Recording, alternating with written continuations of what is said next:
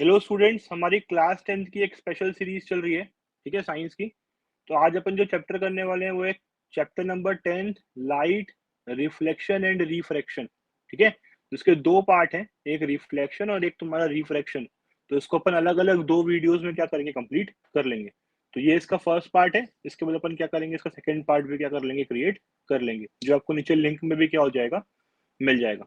ठीक है, तो चलो स्टार्ट करते हैं। तो लाइट क्या होता है?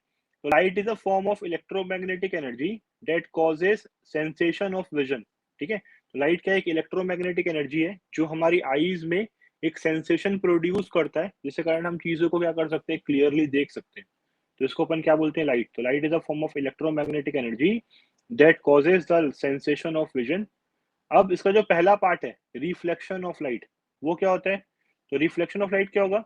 when the light is allowed to fall in a highly polished surface such as mirror, most of the light get reflected। तो अगर एक पॉलिश्ड सरफेस है, जैसे कि एक मिरर हो गया, पॉलिश्ड सरफेस है, यहाँ पे डायग्राम में दिख रहा है आपको।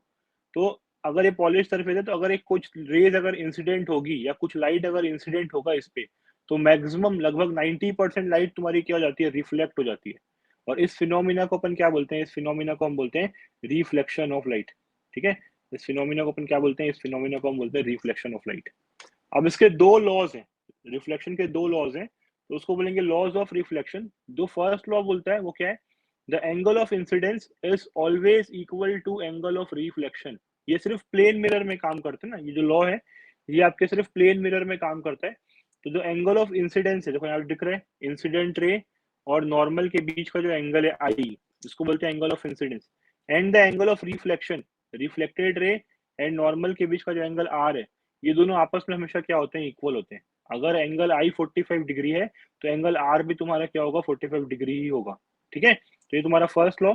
सेकेंड लॉ बोलता है incident ray, reflected ray and normal, ये तीनों सेम प्लेन में लाई करेंगे। आपका इंसिडेंट रे, आपका reflected ray and the normal, वो तीनों क्या करेंगे, एक सेम प्लेन पे लाई करेंगे। देखो लिखा है, the incident ray, reflected ray and the normal to the reflecting surface at a point of incidence lie in a same plane. तीनों क्या करेंगे, तुम्हारे सेम प्लेन पे लाई करेंगे। ठीक है, अब कुछ डेफिनेशन है जो पता होना चाहिए। इंसिडेंट लाइट क्या होता है? अब जो रे ऑफ लाइट मिरर पे आ रही है किसी सोर्स से, उसको अपन क्या बोलेंगे, इंसिडेंट लाइट। तो light which falls on a surface is called incident light.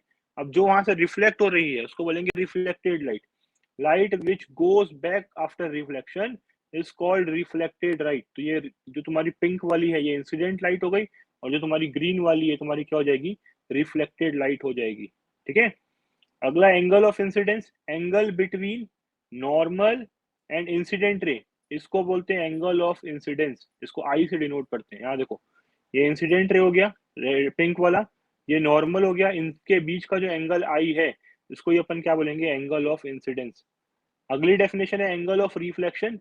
तो the angle between the reflected ray, ये ग्रीन वाली लाइट, एंड द नॉर्मल, इसको अपन क्या बोलेंगे, एंगल ऑफ रिफ्लेक्शन बोलेंगे। ठीक है, तो एंगल ऑफ इंसिडेंस हो गया, एंगल ऑफ तुम्हारा क्या हो गया, रिफ्लेक्शन हो गया। ये बेसिक चीजें हैं रिफ्लेक्शन के की, जो आपको क्या होनी चाहिए, पता होनी चाहिए।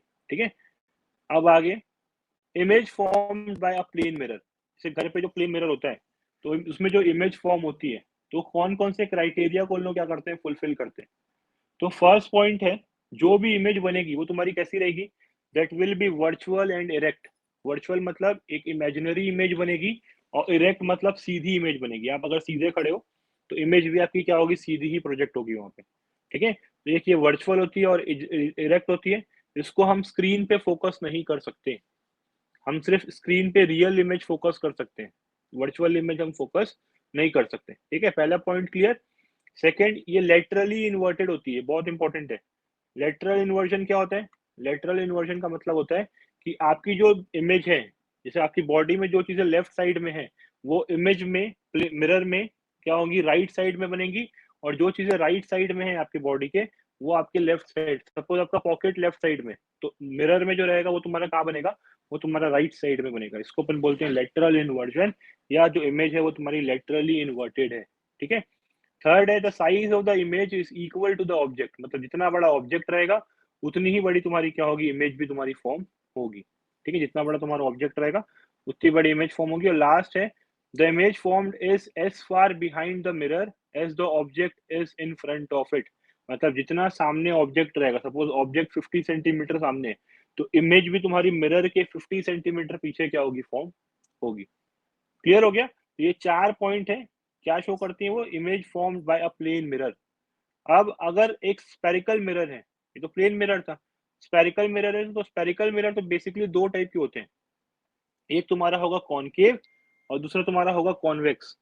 कॉनकेव क्या होगा कि अगर अंदर वाला साइड तुम्हारा रिफ्लेक्टिंग सरफेस है और बाहर वाला पॉलिश्ड है, ये बाहर वाला पॉलिश्ड है और अंदर वाला तुम्हारा क्या है, रिफ्लेक्टिंग सरफेस है, तो उसको बोलेंगे कॉनकेव, मतलब लाइट यहाँ से आके रिफ्लेक्ट होगी। ठीक है, ये हो गया तुम्हारा कॉनकेव। देखो यहाँ पे दिया है सेकंड वाला डायग्राम, ये तुम्हारा कॉनकेव है, ये अंदर वाला रिफ्लेक्टिंग सरफेस है, बाहर वाला पॉलिश्ड है। ठीक है, तो इसको बोलते हैं कॉनकेव। अगर बाहर वाला रिफ्लेक्टिंग सरफेस है, जो बाहर निकला हुआ है, ये रिफ्लेक्टिंग है और अंदर वाला पॉलिश्ड है, तो उसको अपन बोलेंगे कॉन्वेक्स। देखो यहाँ फर्स्ट वाला इमेज दिया होगा, ये बाहर वाला जो तुम्हारा ये है, ये रिफ्लेक्टिंग सरफेस है और अंदर वाला तुम्हारा क्या है, पॉलिश्ड है, तो इसको बोलेंगे अपन कॉन्वेक्स मिरर। ठीक है, तो एक होता है तुम्हारा कॉनकेव जो यहाँ से रिफ्लेक्शन होता है, एक होता है तुम्हारा कॉन्वेक्स जो यहाँ से रिफ्लेक्शन होता है। ठीक है, चलो अब फ्यू बेसिक टर्म्स जो पता होना चाहिए स्पेरिकल मिरर के। पहला प्रिंसिपल एक्सिस, तो प्रिंसिपल एक्सिस क्या होगा, वो लाइन जो पोल को और सेंटर ऑफ कर्वेचर को ज्वाइन करते हुए निकले, एक imaginary line, line joining the pole and the centre of curvature of a mirror, of a spherical mirror is known as principal axis. ठीक है, तो ये पोल हो गया, ये सेंटर ऑफ कर्वेचर हो गया, इसको लेके जो एक लाइन बनी हुई है, इसको अपन क्या बोलते हैं, इसको हम बोलते हैं प्रिंसिपल एक्सिस। ये तुम्हारा क्या हो गया, ये हो गया तुम्हारा प्रिंसिपल एक्सिस। ठीक है, सेकेंड जो तुमको देखना है, पोल। पोल क्या होता है, ये जो सेंटर है, ये जो स्पेरिकल मिरर है, इसका जो सेंटर पॉइंट जो निकलेगा उसको अपन क्या कंसीडर करते हैं, पोल। ये पी से डिनोट होता है। ठीक है, पोल हो गया। थर्ड क्या लिखा, देखो, the geometrical centre point of a reflecting surface is called pole, denoted by P. Aperture, तो जो रिफ्लेक्टिंग सरफेस है जहां से रिफ्लेक्शन हो रहा है, जैसे कॉनकेव के लिए ये वाला पार्ट और कॉन्वेक्स के लिए बाहर वाला पार्ट, उसको क्या बोलते हैं अपन, आर्पेचर। ठीक है, centre of curvature, the centre of a hollow glass sphere which with which the spherical mirror is a part is called center of curvature। मतलब ये जो स्पेरिकल पूरा एक बॉल जैसा था, इसका जो सेंटर आता सी, जहां से ये मिरर क्या हुआ है, फॉर्म हुआ है, इसको अपन क्या बोलते हैं, सेंटर ऑफ कर्वेचर बोलते हैं। ठीक है, फिर रेडियस ऑफ कर्वेचर क्या है, ये पोल से सेंटर ऑफ कर्वेचर तक का जो डिस्टेंस है, इसको अपन क्या बोलते हैं, इसको हम बोलते हैं रेडियस ऑफ कर्वेचर।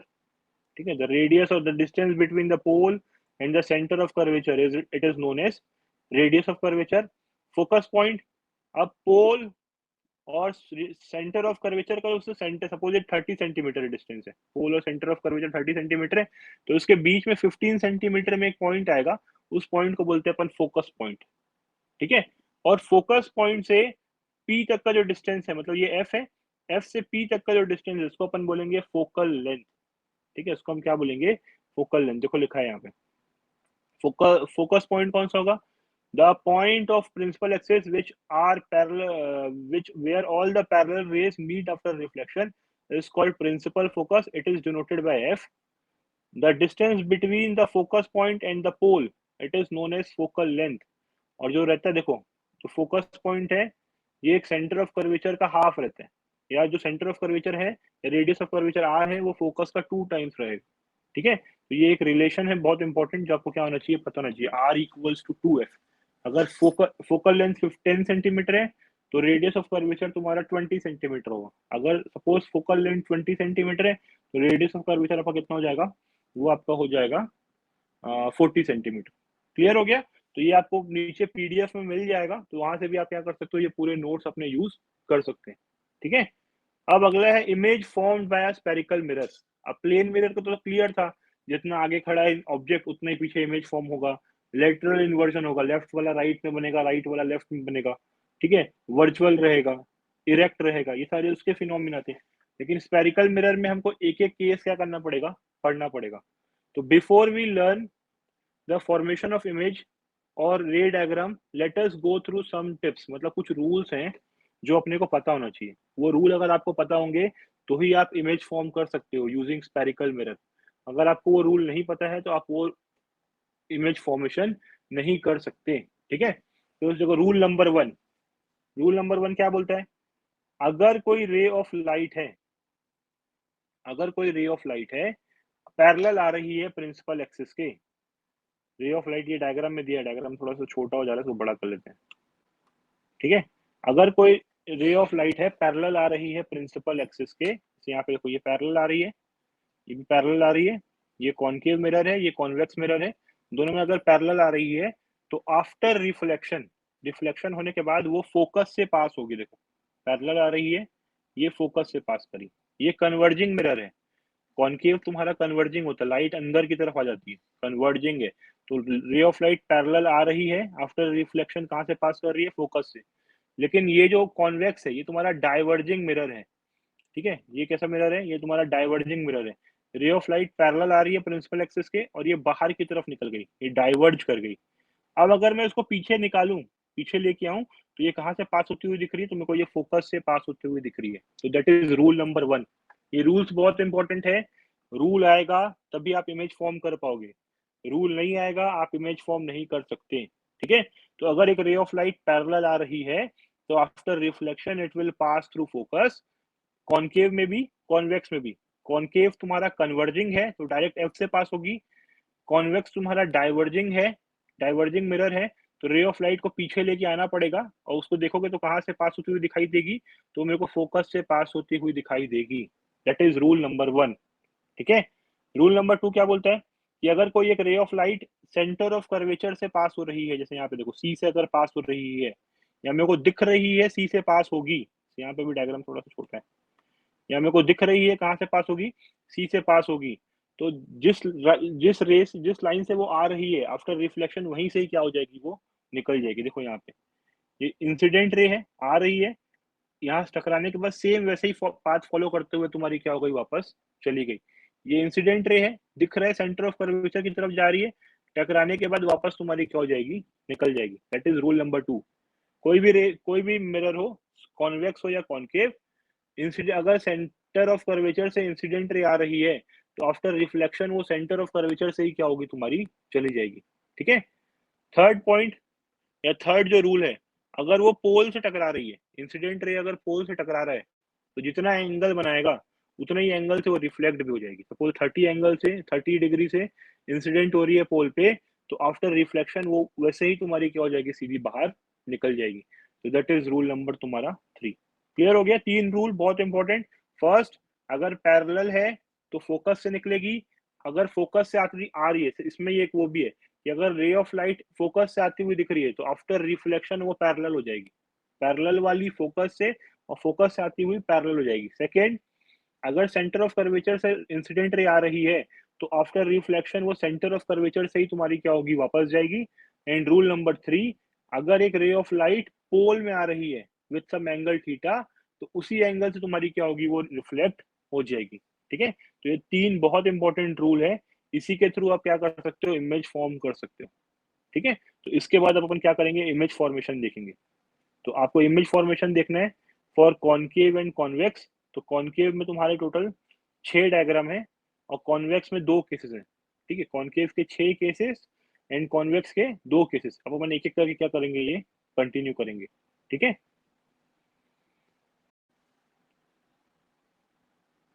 ठीक है, तो अब अपन क्या कर रहे थे, हम कर रहे थे image formation by concave mirror and convex mirror. तो पहले अपन किसका करेंगे, पहले अपन करेंगे कॉनकेव का, देन अपन करेंगे कॉन्वेक्स का।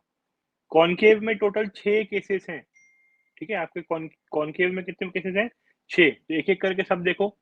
पहला केस है when the object is situated at infinity, मतलब ऑब्जेक्ट कहाँ रखा हुआ है, ऑब्जेक्ट आपका इनफाइनाइट कोई डिस्टेंस पे रखा हुआ है, ठीक है। सपोज एक स्टार है, अब उसको मैं थ्रू कॉनकेव मिरर फोकस करवा रहा हूँ, तो अगर कोई ऑब्जेक्ट इन्फिनिटी पे रखा है तो वहां से जो लाइट आएंगी वो पैरेलली आएंगी, बहुत दूर से कैसी आ रही होंगी, वो पैरेलल आएंगी। एंड आफ्टर रिफ्लेक्शन सारी की सारी कहाँ से पास करने की कोशिश करेगी, rule number 1, parallel rays focus से पास करती है, तो सारी रेस तुम्हारी कहाँ से पास करेंगी, तुम्हारी फोकस से पास करेंगी, एफ से। तो यहीं पे तुम्हारी एक पॉइंट साइज की इमेज क्या होगी, फॉर्म होगी। तो for a infinite distance object जो इमेज की साइज रहेगी वो तुम्हारी कैसी रहेगी, वो तुम्हारी पॉइंट साइज की रियल इमेज रहेगी, इन्वर्टेड इमेज रहेगी, हाईली डिमिनिश्ड इमेज रहेगी, मतलब बहुत छोटी इमेज रहेगी, ठीक है। अब सपोज जो ऑब्जेक्ट है वो इन्फिनिटी और सेंटर ऑफ कर्वेचर के बीच में रखा है। यहाँ पे देखो, ये सेंटर ऑफ सी पॉइंट तुम्हारा क्या है, सेंटर ऑफ कर्वेचर, तो इन्फिनिटी और सेंटर ऑफ कर्वेचर के कहीं बीच में रखा हुआ है।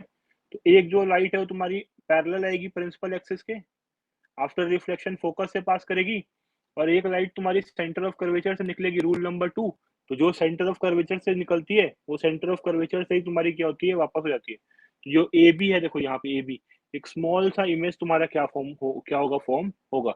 रियल है, रियल क्यों, अगर मिरर के सामने ही इमेज बन जा रहा है तो रियल बोलते हैं, तो ये रियल है। ठीक है, इन्वर्टेड है, ऑब्जेक्ट सीधा है, इमेज तुम्हारी उल्टी बन रही है, इन्वर्टेड है, और डिमिनिश्ड है, जितना बड़ा ऑब्जेक्ट है उससे तो छोटी है। देखो, ऑब्जेक्ट सपोज 10 सेंटीमीटर का, तो इमेज तुम्हारी 2-3 सेंटीमीटर की क्या होगी, फॉर्म होगी।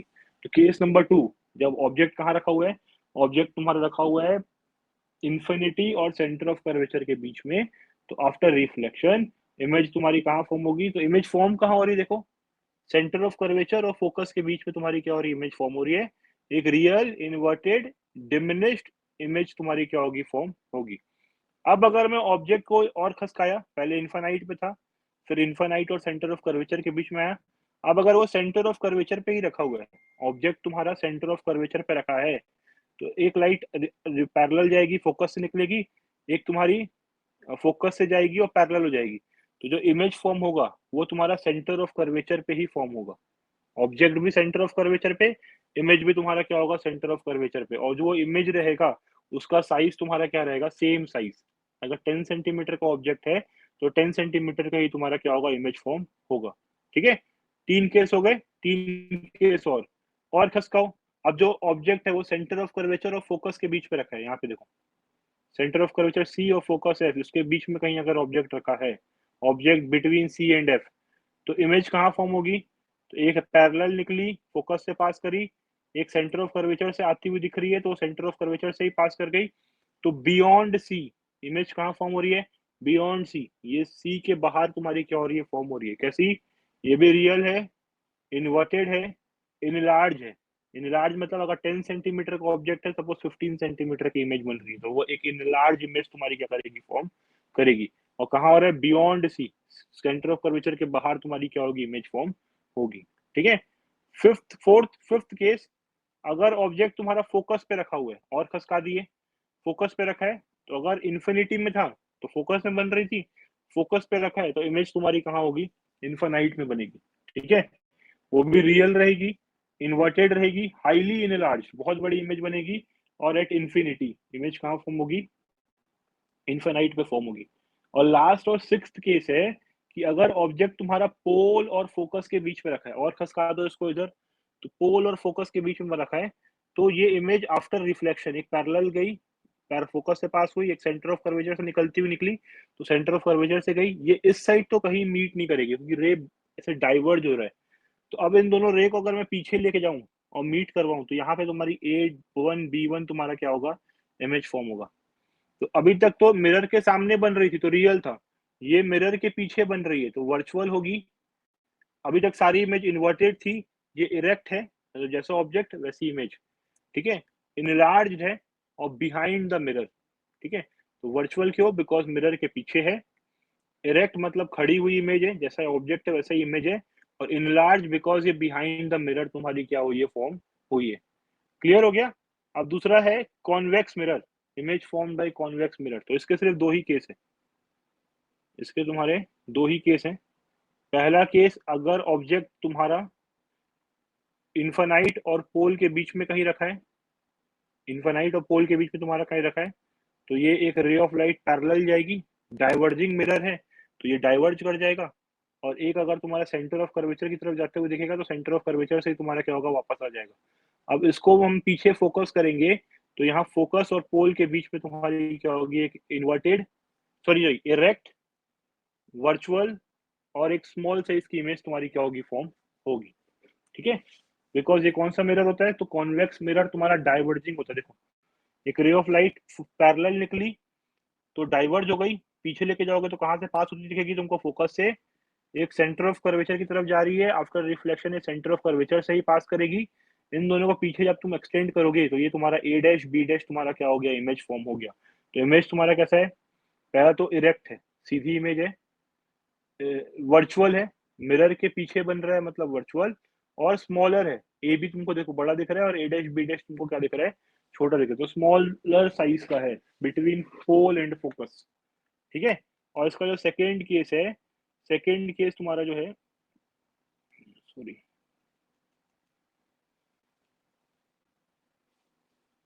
सेकेंड केस है ये रहा, अगर इन्फानाइट पे ऑब्जेक्ट रखा है तो पैरेलल पैरेलल रेज आई, डाइवर्ज हो गई और फोकस से पास होती हुई दिखाई दे रही है, तो इमेज तुम्हारा कहाँ फॉर्म हो रहा है, इमेज तुम्हारा फोकस पे ही फॉर्म हो रहा है। स्मॉलर साइज का है, ऑब्जेक्ट बहुत बड़ा है, तो इमेज तुम्हारा छोटा है। वर्चुअल है बिकॉज मिरर के पीछे जब भी बनेगा तो वर्चुअल रहेगा, और ये तुम्हारा इरेक्ट है, इरेक्ट मतलब खड़ी हुई इमेज है, ठीक है। तो ये तुम्हारे पूरे 6 केस तुम्हारे कॉनकेव मिरर के और 2 केस तुम्हारे कॉन्वेक्स मिरर के यहाँ पे क्या हो गए, कंप्लीट हो गए, ठीक है। चलो आगे, अब uses of concave mirror, concave mirror कहाँ यूज करते हैं, तो पहला यूज करते हैं अपन, टॉर्च होता है, ठीक है, उसके सामने जो ग्लास लगा होता है तुम्हारा कॉनकेव मिरर होता है। गाड़ी के व्हीकल के हेडलाइट पे जो ग्लास लगा होता है तुम्हारा कॉनकेव मिरर होता है। शेविंग मिरर जो होता है, ठीक है, जो एक सलून वगैरह में यूज होता है, तो तुम्हारा कॉनकेव मिरर होता है। डेंटिस्ट लोग यूज करते हैं, अब वो क्या करते हैं, एक छोटा सा उनके पास मिरर जैसा रहता है, उसको अपने मुंह में डालते हैं, तो दांत का एक इनलार्ज इमेज फॉर्म होता है, तो वो तुम्हारा क्या होगा, वो तुम्हारा कॉनकेव मिरर रहेगा। सोलर पैनल्स में लगेगा, सोलर का जो वो रखा है शीट, उसमें भी जो तुम्हारा कौन सा मिरर यूज होगा, वहां पे भी तुम्हारा क्या होगा, कॉनकेव मिरर ही क्या होगा, यूज होगा, ठीक है। Uses of convex mirror, convex mirror कहाँ यूज करते हैं, तो it use as rear view mirror, it use as rear view mirror in vehicles because it gives erect image, it also helps the driver to view large area, ठीक है। तो जो rare जो side में जो मिरर होता है automobile में, वो तुम्हारा कौन सा होता है, वो तुम्हारा कॉन्वेक्स मिरर होता है। क्लियर हो गया। साइन कन्वेंशन, अब न्यूमेरिकल अगर आपको सॉल्व करना है, अब ये मिरर के जो कॉन्वेक्स और कॉनकेव वाला है, अब इसके न्यूमेरिकल आपके बोर्ड एग्जाम में हर साल आएंगे, कभी भी ऐसा नहीं होगा कि बिना इसके न्यूमेरिकल के आपका क्वेश्चन पेपर सेट हो जाएगा। तो उसके लिए आपको साइन कन्वेंशन पता होना बहुत जरूरी है, तो मैं आपको डायरेक्टली क्या कर रहा हूँ, डायग्राम के थ्रू समझा दे रहा हूँ।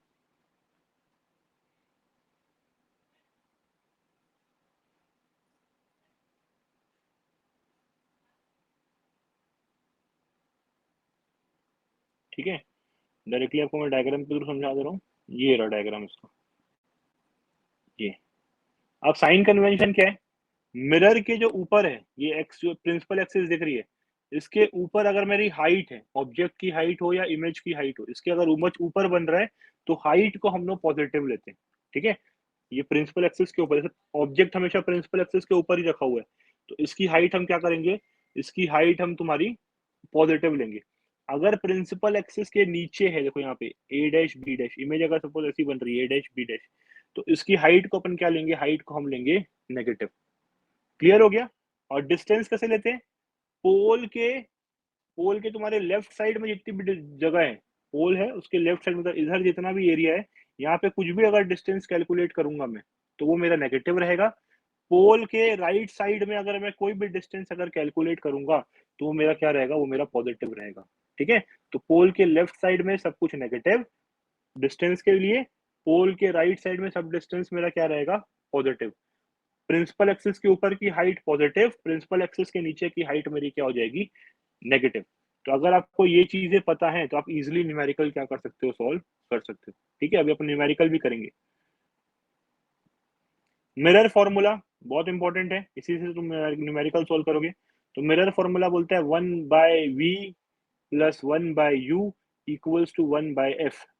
v क्या है यहाँ पे, इमेज डिस्टेंस, मतलब कितने दूर इमेज बने, पोल से जो इमेज का डिस्टेंस है, तो v। u तुम्हारा क्या है, ऑब्जेक्ट डिस्टेंस, पोल से ऑब्जेक्ट का, suppose an object is place 20 centimetre in front of mirror, तो u तुम्हारा क्या हो जाएगा, 20 सेंटीमीटर।